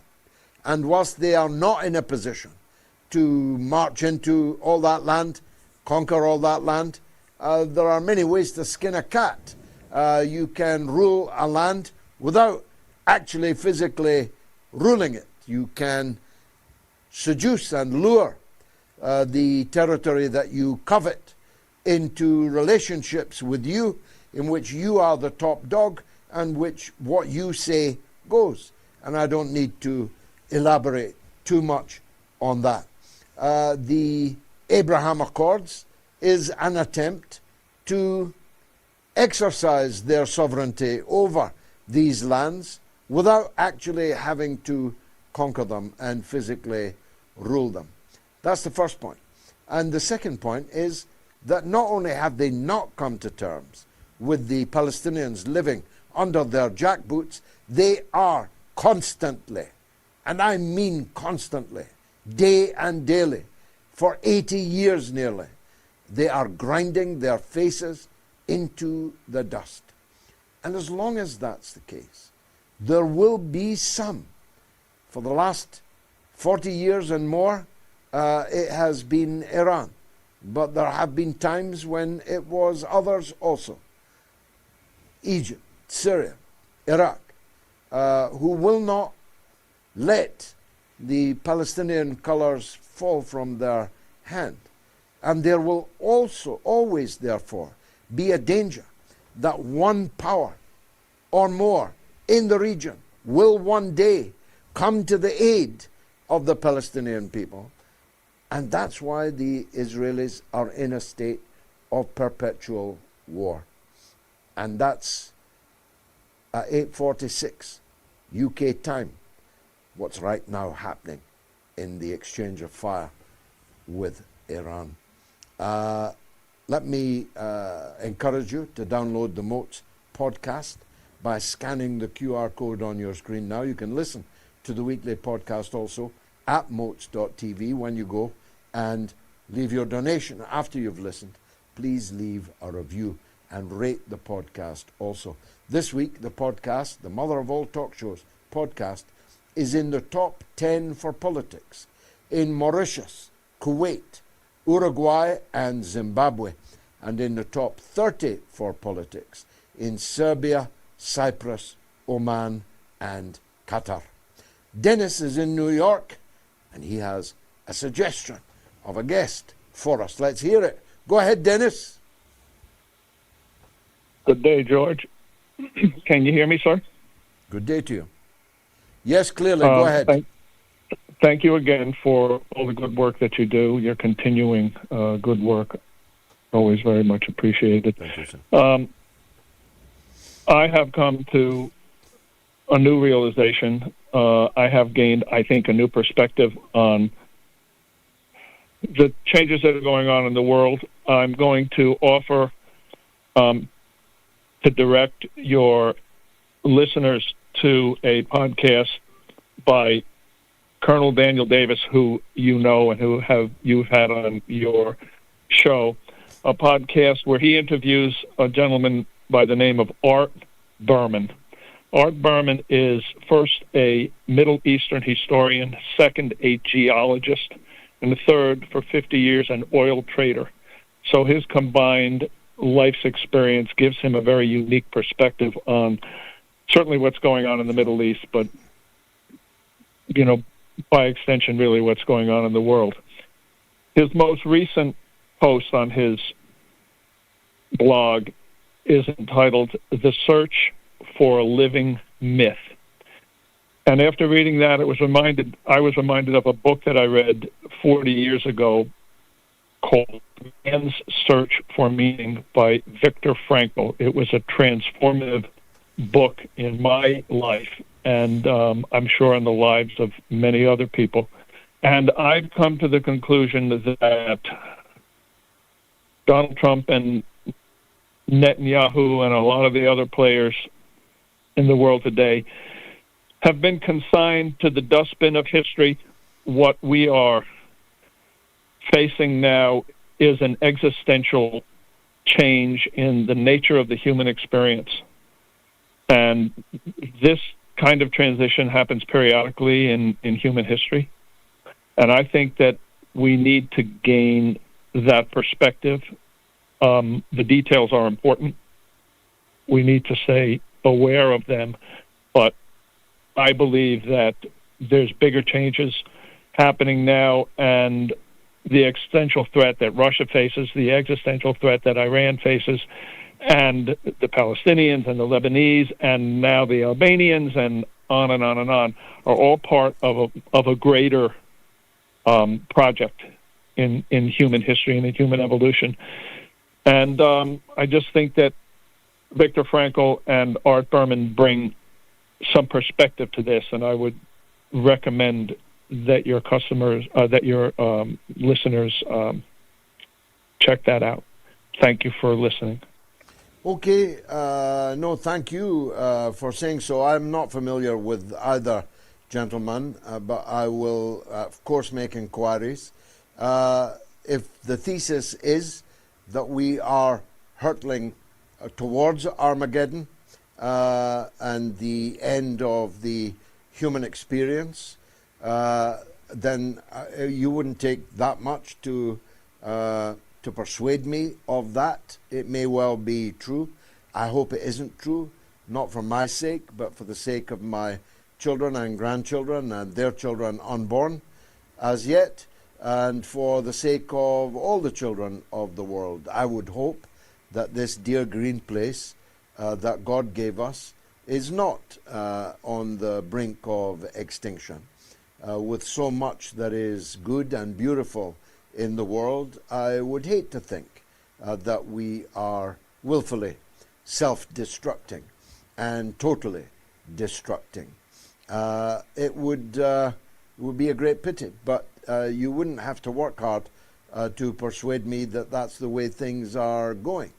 I'm doing everything I can to try and avoid it, and if it happens, then China is probably the best place to be. I won't be in a bunker, and I'll hope to perish in the blast, because what comes after the blast is very much worse than instantly combusting in a nuclear flash.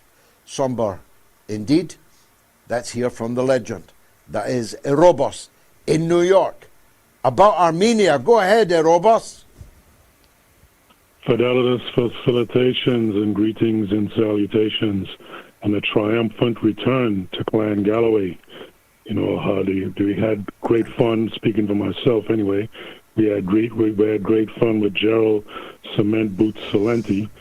The guy that you were referring to on that note, when it comes to Italians, is Vincenzo Gigante, or Vinny the Chin, right? Commonly referred to also as the Odd Father.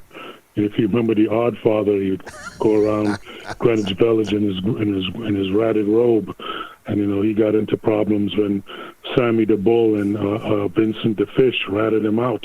So those were three animals that sent him up the creek. You know, sent him up the river with no paddle, springing the leak right up Schitt's Creek. But in any event, welcome back, Mr. G. Welcome back to Thank you. Gayatri the Gracious, first of her name. You know, the Honorable Future Prime Minister, George the Giant Galloway, first of his name. And of course, as per my way, I have to shout out the donors that make this all possible for all of us to be here, and their wonderful Moat staff, the Queen Mother, you know, Jaya the Magnificent, first of her name. May she be well planted in life.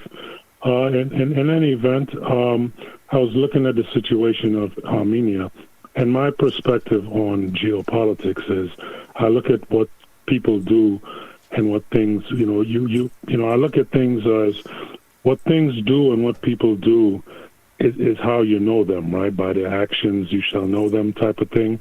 And, you know, what I'm seeing in Armenia is Pashinyan, he wants to join NATO, or at least the EU, and he would sell out all of Armenia to do it, because these people, they have that World Economic Forum mentality where they're globalists. They don't have no loyalty to any nation or people, even though they could, you know, be born and grow there. Their loyalty is to their own oligarchical interests. So, you know, what I think is going to happen from my perspective is Turkey and Azerbaijan, who is a scion of Turkey. You know, these are the Young Turks, right? They're the Committee of Union and Progress from 1908. They were the ones that actually destroyed the Ottoman Empire with their, you know, their ethno-supremacists. They're very much like the Zionists, right? Which they're bound to clash with the Zionist terrorist occupation colony down there, #ZTOG. They're bound to clash. Maybe over Armenia they might clash, you know, because they're both, you know, they both are supremacists. And but I think the Zionists may be stronger, but I could be wrong about that. They're very much demoralized.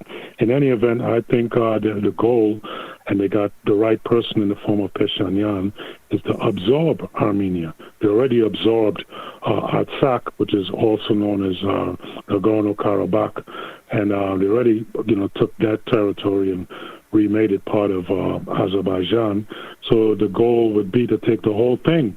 And that's just my point of view. I think that's the way things are going. And unless the people of Armenia really go on an all-out, you know, Vietnam type, every man, woman, and child pick up a gun and fight, I think they will be swallowed whole. But I'd love to hear your perspective. And thank you, Moats. Well, a beautiful call as ever, Erobos. Thank you for it. And really interesting thesis. It is complex. Russia has always protected Armenia, and Pashinyan is now showing, perhaps with typical Armenian gratitude, just exactly how grateful he is, which is not at all. Russia protected Armenia from the grasp of Azerbaijan, which had entirely legitimate territorial demands in what's called Nagorno-Karabakh. That was Azeri territory. There were Armenians living on it and for a very, very long time, and a lot of holy places and so on. But that doesn't make it Armenia. It was in Azerbaijan, and the Azerbaijanis have now taken it. But it's complicated because Azerbaijan is a very close ally of Turkey, but it's also a very close ally of Israel. In fact, it's Azerbaijani oil through the Baku pipeline across Turkey, which is supplying almost half of Israel's oil requirements. So what will the attitude of their Israeli allies be to any attempt by Azerbaijan to subvert Armenian sovereignty and independence? What will the rest of NATO do? After all, Turkey is a member of NATO. Turkey is hostile to Armenia for reasons which are ancient and bloody. The rest of NATO, which is busily courting through the facade of the EU, from here on in, when you hear EU, imagine that EU equals NATO, and vice versa, as the Americans distance themselves from the formerly all-powerful alliance. What will the attitude be of the European Union to Turkey? I see no possibility of Armenia, which isn't even in Europe, being admitted to the European Union, when Turkey has been left on the outside, part of it being in Europe for decades, and with no prospect of admission to the EU. Why anybody wants to join the EU at this point, in any case, is completely beyond me, but EU equals NATO.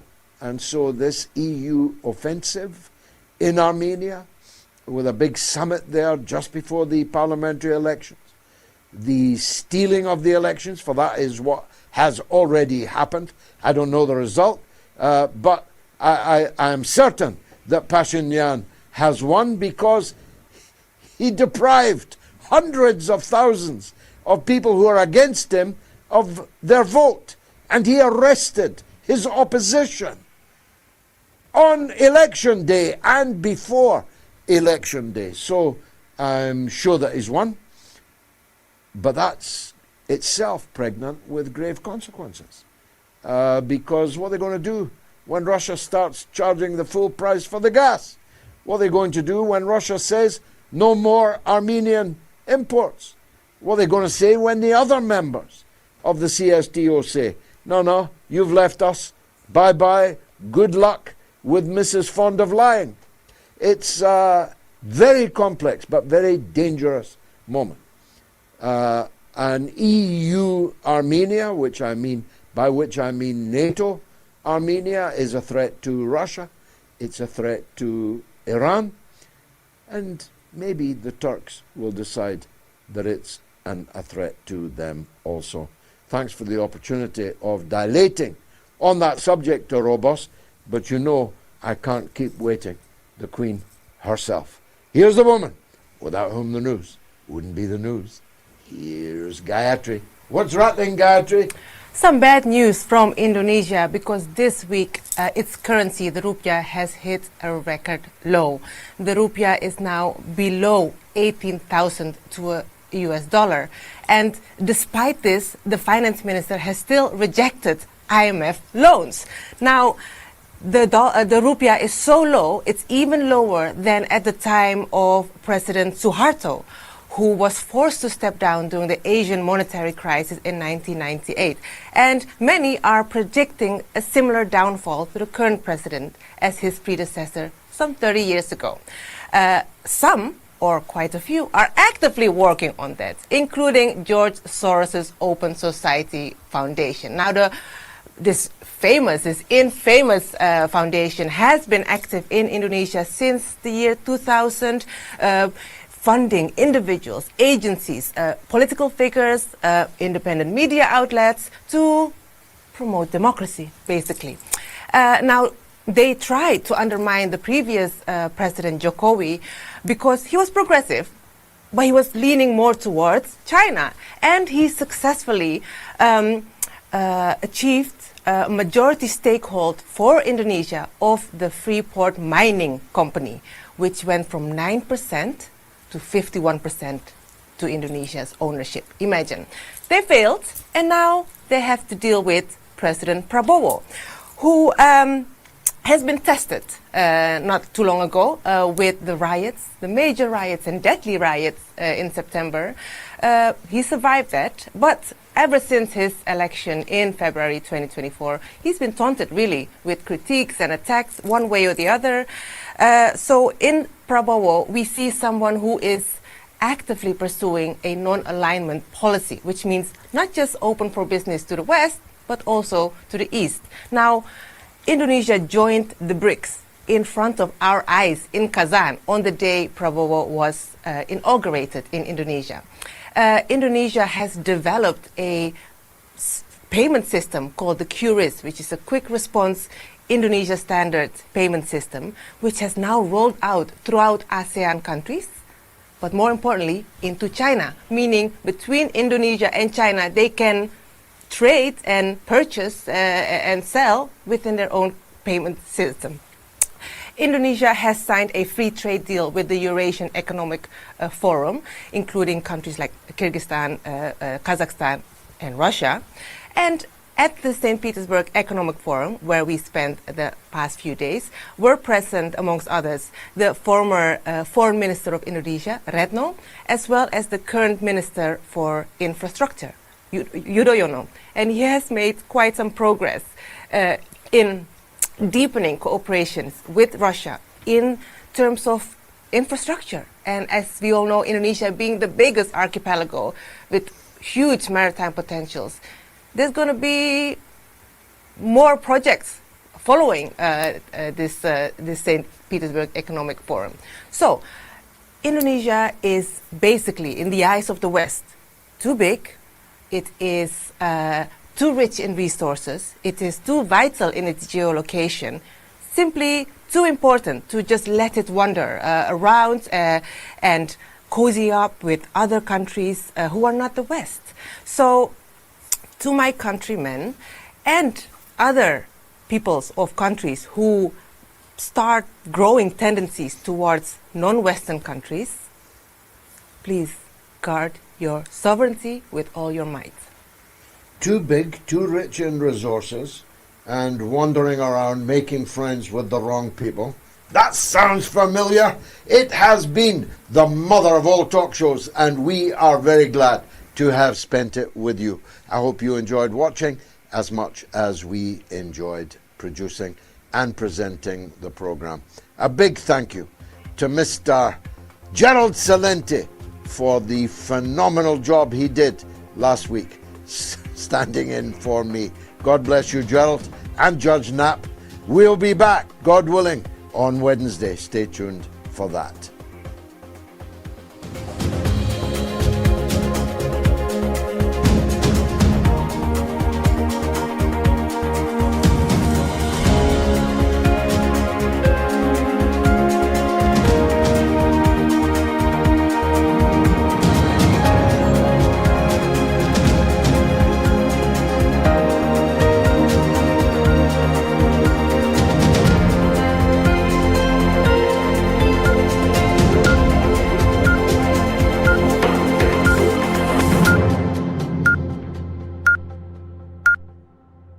It's the mother of all talk shows. It's the mother of all talk shows. It's the mother of all talk shows. Go get 'em, George.